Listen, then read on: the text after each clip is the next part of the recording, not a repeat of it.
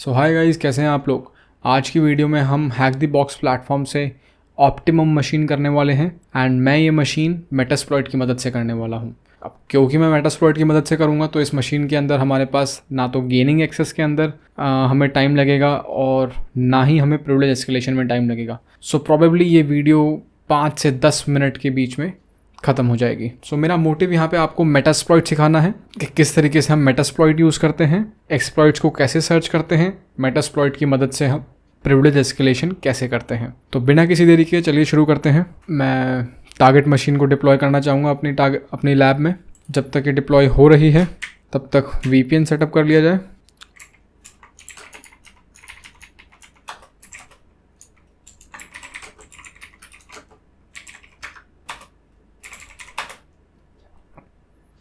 सो VPN मेरा setup हो गया है, कंफर्म कर लेता हूँ। Yes, I have the internal connectivity. So target machine deploy हो गई है। टारगेट मशीन का IP एड्रेस है 10.10.10.8। कॉपी कर लिया है। एक क्विक nmap स्कैन रन कर देते हैं, सेविंग ऑल द आउटपुट। इस स्कैन को रन करने में कुछ टाइम लगेगा तो मैंने ऑलरेडी ये स्कैन रन किया हुआ है। इसका आउटपुट आप यहाँ पे देख सकते हैं। कमांड सेम थी। अगर आपको इन फ्लैग्स के बारे में नहीं पता है तो आप मेरी कोई पुरानी वीडियो को रेफ़र कर सकते हैं। यहाँ पे केवल और केवल एक पोर्ट ओपन मिला है तो बहुत ही अच्छी बात है। हमारे पास बहुत बड़ा अटैक सरफेस नहीं है, एक डेडिकेटेड फोकस अटैक सरफेस है। साथ ही साथ इसके बाद मैंने एक second level of nmap scan run किया जिसके अंदर मैंने पोर्ट 80 को फर्दर एनुमरेट करने के लिए, इसकी सर्विस का वर्जन निकालने के लिए स्कैन रन किया था। तो मैं वो भी आपको दिखा देता हूँ। That is nmap-p80-scv target IP address. So मुझे यहाँ पे देखने को मिल रहा है कि यहाँ पे HTTP फाइल सर्वर चल रहा है, that is in short HFS version 2.3। तो मैं एक बार ब्राउज़र में जाके इसको चेक करना चाहूँगा। Let's go here and take a look. Browser में विज़िट करने पे मुझे यहाँ पे कुछ लॉगिन का ऑप्शन मिल रहा है। मैंने यहाँ पे कुछ डिफ़ॉल्ट क्रेडेंशियल्स के साथ लॉगिन ट्राई किया तो मुझे लॉगिन नहीं मिल पाया। वेल एनीवेज, सो इस पॉइंट से हम फर्दर क्या कर सकते हैं। HFS वर्जन 2.3 जो हमें मिला है इसकी कोई वल्नरेबिलिटी सर्च कर सकते हैं, राइट। तो जब आप इसकी वल्नरेबिलिटी सर्च करोगे तो आपको मेटास्प्लॉइट के कुछ मॉड्यूल्स मिल जाएंगे, आपको एक वेल नोन CVE मिल जाएगा। तो मैनुअल वे के थ्रू जाने की बजाय हम मेटास्प्लॉइट से करने वाले हैं। तो लेट्स स्टार्ट आवर मेटास्प्लॉइट।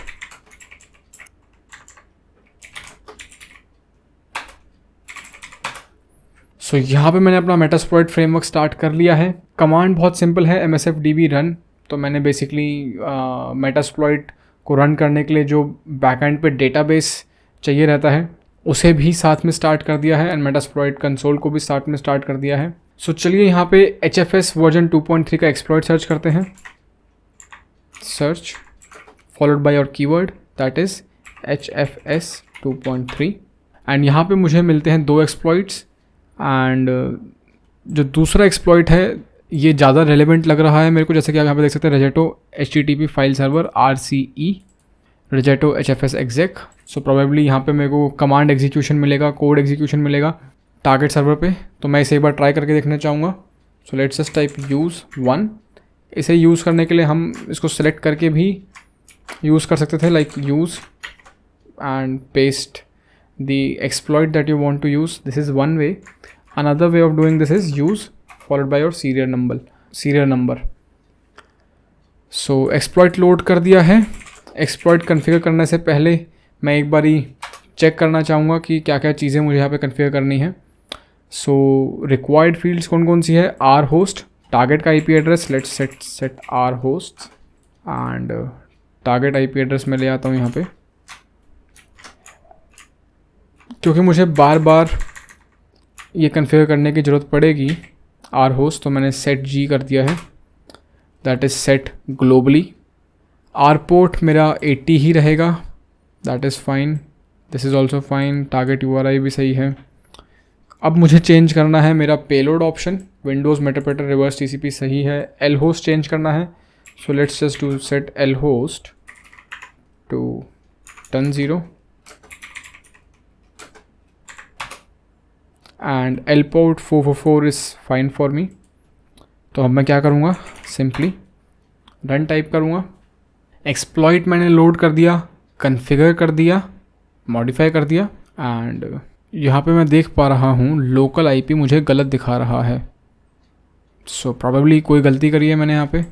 एक बार कंफर्म कर लेता हूँ, शो ऑप्शंस। एल होस्ट मेरा चेंज नहीं हुआ है, ये होना तो चाहिए था, मैंने टाइप किया था। कोई बात नहीं, दोबारा से कर लेते हैं।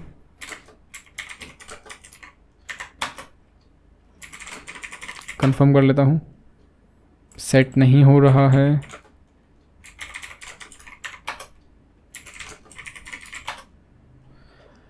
हो finally, I believe set globally आप एल होस्ट को नहीं कर सकते हो। आई डोंट थिंक कि मैंने ऐसा कोई इशू पहले भी कभी फेस किया है, इसको हम बाद में एक्सप्लोर करेंगे। तो एल होस्ट हमने यहाँ पे सेट कर दिया है। लेट्स क्लिक ऑन रन,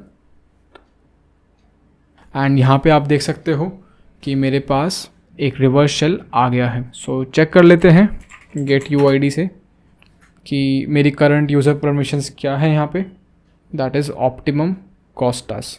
सो मैं यहाँ पे लो लेवल यूज़र हूँ, प्रिविलेज यूज़र नहीं हूँ। तो मुझे यहाँ पे एंटी अथॉरिटी सिस्टम बनना है। कैसे बनूँगा, प्रिविलेज एस्केलेशन करके। तो मेटाप्रेटर जब आपके पास हो, जब आप मेटास्प्लॉइट यूज़ करके आपके पास एक मेटाप्रेटर शेल हो, तो आप कैसे प्रिविलेज एस्केलेशन कर सकते हैं। Let me just show it to you. तो मैं सबसे पहले बैकग्राउंड करना चाहूँगा इस सेशन को। Let's just type BG। Control Z से भी मैं कर सकता था background. So now I am going to search for suggest. ये कीवर्ड है, आप ये पूरा एक्सप्लॉइट, लोकल एक्सप्लॉइट सजेस्टर भी सर्च कर सकते हैं। बेसिकली मुझे ये मॉड्यूल यूज़ करना है। This is a post module of a Metasploit framework. Let's just copy it, और instead of copying it let's just use the serial number, use 2 and show options. तो ये मॉड्यूल क्या करता है हमारा, ये मॉड्यूल बेसिकली टारगेट को locally enumerate करेगा, ऑटोमेटिकली फिगर आउट करने की कोशिश करेगा ऐसे लूप होल्स जिनको एक्सप्लॉइट करके हम प्रिविलेज एस्केलेट कर पाए। तो यहाँ पे मुझे सेट करना पड़ेगा सेशन, एक एग्जिस्टिंग सेशन। तो मेरे पास एक ऑलरेडी एग्जिस्टिंग सेशन है, आप यहाँ पे देख सकते हो backgrounding session 1। So I can just set session here, session 1। अगर आपके पास मल्टीपल सेशंस होते, अच्छा एक तो टाइप हो गया यहाँ पे, सेट सेशन 1। अगर आपके पास मल्टीपल सेशंस होते तो आप कैसे देखते, आप कर सकते थे आप देख सकते थे सेशंस -L से भी आप देख सकते हो कि एग्जिस्टिंग आपके पास कौन कौन से सेशंस अवेलेबल हैं। तो मेरे पास एक ऑलरेडी रिवर्स शेल अवेलेबल है, जो मेरे पास एक ऑलरेडी कनेक्शन बना हुआ है टारगेट मशीन पे, ये एक शेल आ रखा है। तो मैं इस कनेक्शन पे प्रिविलेज एस्केलेशन परफॉर्म करना चाहता हूँ। तो ये आईडी मैंने यहाँ पे बेसिकली सेट करी है। सो और तो कुछ रिक्वायर्ड नहीं है यहाँ पे। तो चलिए रन करते हैं इस पोस्ट मॉड्यूल को। सो इस एक्सप्लॉइट को, इस पोस्ट मॉड्यूल को रन करने में थोड़ा सा टाइम लगेगा। सो बी पेशेंट। सो यहाँ पे इस एक्सप्लॉइट ने मुझे बताया है कि जो टारगेट मशीन है वो इन 2 एक्सप्लॉइट से वल्नरेबल है। The target appears to be vulnerable, इस एक्सप्लॉइट से वल्नरेबल है ऐसा इसको लग रहा है, अपीयर्स टू बी। और एक और ये एक्सप्लॉइट है, कह रहा है सर्विस तो चल रही है बट वैलिडेट नहीं कर पाया, बट चलो कोई बात नहीं। सो मैं यूज़ करना चाहूँगा इस एक्सप्लॉइट को। Let just copy it and load it over here. तो मैंने अपना एक्सप्लॉइट चेंज कर दिया है। एक बार ही चेक कर लेता हूँ इसके लिए क्या क्या चाहिए मुझे। सेशन चाहिए, तो सेशन मेरे पास ऑलरेडी मुझे पता है। सेशन आईडी मेरी क्या है, 1, set session 1, set L host to 10.0 and set L port to, let's make it 9898। Already port 444 पे मैं लिसन कर रहा था, तो इसलिए मैं नहीं चाहता कि मैं उस पर वापस से लिसन करूं। चलिए रन करके देखते हैं।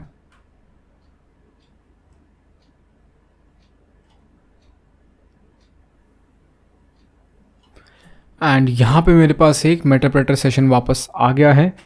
सो मैं अपनी परमिशंस यहाँ पे चेक करना चाहूँगा गेट यूआईडी से। तो आप देख सकते हैं I am anti authority system. तो बेसिकली मैंने प्रिविलेज एस्केलेशन भी परफॉर्म कर दिया है एंड हार्डली हमें यहाँ पे 5 मिनट लगे होंगे। अगर आपको ऑलरेडी ये सब चीज़ें पता होती तो आपको 5 मिनट लगते इस मशीन को रूट करने में। एक स्पॉइलर दे देता हूँ, ये मशीन आपको OSCP की इंटरनल लैब्स में मिलेगी। जब आप एनरोल करते हैं अपने सर्टिफिकेशन के लिए तो आपको ये सेम HFS वल्नरेबिलिटी वहाँ पे भी मिलती है एक्सप्लॉइट करने के लिए। तो ये काफ़ी पुरानी वल्नरेबिलिटी है, सेम मशीन आपको मिलती है। अब बात ऐसी है कि अब थोड़ा सा अननेसेसरी ज्ञान मैं आपको दे दूँ। आपने देखा कि कितना ईजी था यहाँ पे एक्सप्लॉइटेशन, राइट? मैंने प्रिविलेज एस्केलेशन भी कर दिया एंड एक्सप्लॉइटेशन भी कर दिया। Now the point is that कि इसमें आपको समझ में क्या आया, कौन सी वल्नरेबिलिटी एक्सप्लॉइट करी आपको नहीं पता। मैंने प्रिविलेज एस्केलेशन के लिए कौन सी वल्नरेबिलिटी एक्सप्लॉइट करी पता नहीं जी, बस कुछ हो गया। मेटास्प्लॉइट हमने रन किया और मेटास्प्लॉइट ने कुछ करके दे दिया मुझे। यही वजह है जिसकी वजह से ऑफेंसिव सिक्योरिटी जो है मेटास्प्लॉइट को रिस्ट्रिक्ट करके रखती है एग्ज़ाम में, और यही वजह है कि ऑफसेक के सर्टिफिकेशन थोड़े से डिफ़िकल्ट हो जाते हैं एज़ कम्पेयर टू कम्पिटिटर्स। आप कॉन्टिन्यूसली इस तरीके की डिबेट भी ऑनलाइन देख सकते हैं कि किस तरीके से ऑफसेक के सर्टिफिकेशन बेकार हैं और किस तरीके से ईलन जो है, जो इनके सर्टिफिकेशंस हैं ये ज़्यादा अच्छे हैं। क्यों हैं अच्छे? क्योंकि ये मेटास्प्लॉइट अलाउ करते हैं, रियलिस्टिक हैं, एंड ऑफसेक के सर्टिफिकेशंस रियलिस्टिक नहीं हैं क्योंकि वो रियल वर्ल्ड में जो यूज़ होने वाले टूल्स हैं उनको अलाउ नहीं करते। तो यहाँ पे समझने वाली बात ये है कि यार डेफिनेटली रियल वर्ल्ड में आप मेटास्प्लॉइट यूज़ करोगे, उसके लिए आपको मेटास्प्लॉइट भी आना चाहिए। But as a security professional जब आपको कुछ एक्सपीरियंस हो जाएगा इंडस्ट्री के अंदर, 2 से 5 साल का एक्सपीरियंस आपको हो गया, बट स्टिल अगर आपको ये नहीं पता है कि अंडरलाइंग वल्नरेबिलिटीज़ एक्सप्लॉइट कैसे की जा रही हैं, अभी जो आपने यहाँ पे वल्नरेबिलिटी एक्सप्लॉइट करी HFS में, अगर आपको ये चीज़ समझ में आती कि मैनुअली यहाँ पे HFS में आपने बिहाइंड द सीन्स मेटास्प्लॉइट ने किया क्या है, अगर आपको ये चीज़ समझ में आ जाए तो बहुत अच्छी बात है भाई। But right away Metasploit use करने से आपको ये चीज़ समझ में नहीं आती है। वो चीज़ समझ में कब आती है? जब आप उस सर्विस को बिना मेटास्प्लॉइट के एक्सप्लॉइट करने की कोशिश करते हो। तब आप बहुत सारे आर्टिकल्स पढ़ते हो, आप समझने की कोशिश करते हो वल्नरेबिलिटी के बारे में, फिर आप कुछ POCs वगैरह सर्च करते हो, आप देखते हो कि एक्सप्लॉइट यहाँ पे काम क्यों नहीं कर रहा है, मेरा जो एग्जिस्टिंग एक्सप्लॉइट है मैं उसको कैसे ट्वीक करूँ, कैसे मॉडिफाई करूँ कि मेरी इस एग्जिस्टिंग मशीन के साथ, मेरे इस एग्जिस्टिंग बॉक्स के साथ, जो भी मेरा टारगेट है उसके साथ ये चीज़ काम करने लग जाए। तो ये चीज़ है यार। अब इस डिबेट में मैं फर्दर तो नहीं जाना चाहूँगा।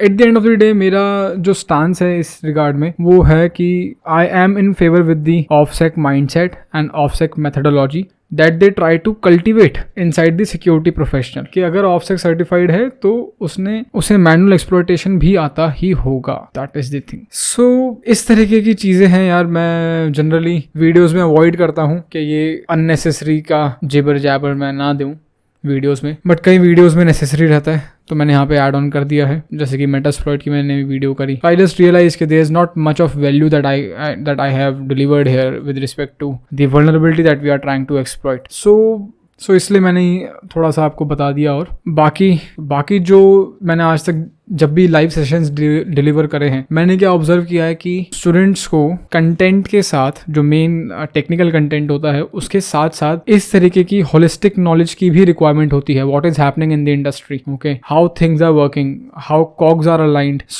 इसलिए मैं थोड़ा सा ये चीज़ें यहाँ पे ऐड ऑन कर दे रहा हूँ। बाकी मेरा प्लान था इस पार्ट को कट कर देने का, बट आई थिंक इसको कट नहीं करना चाहिए। तो एनीवेज पॉज कर दो यार, कट कर, ज्ञान वाले पार्ट को काट देना। सो गाइज ये था हमारे पास एक easy level box hack the box की तरफ से, एंड ये सेम मशीन ऑफेंसिव सिक्योरिटी की इंटरनल लैब्स में भी मिलती है जब आप सर्टिफिकेशन के लिए रजिस्टर करते हैं। तो it's like a spoiler, prepared रहना।